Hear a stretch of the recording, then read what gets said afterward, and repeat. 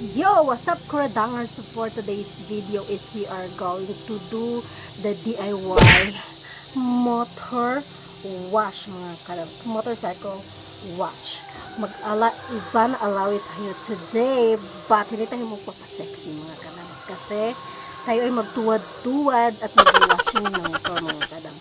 So, ganito lang ako mag-DIY ng motor wash, mga kadangs, no? Kukuha lang ako ng balde. Ayan, ito. Ito yung balde natin, mga kadangs. And lagyan lang siya natin ng tubig, tsaka powder soap, mga kadangs. Any powder soap na gusto nyong gamitin will do. And meron tayo ditong basahan para ating ipupunas dyan sa ating motorcycle. So, tayo na, mga kadangs. Let's do this DIY motor wash. Mahal ngayon ang magpapamotor wash, mga kadangs. 60 pesos ata. So, makasave tayo ng 60 pesos, mga kadangs. Let's go!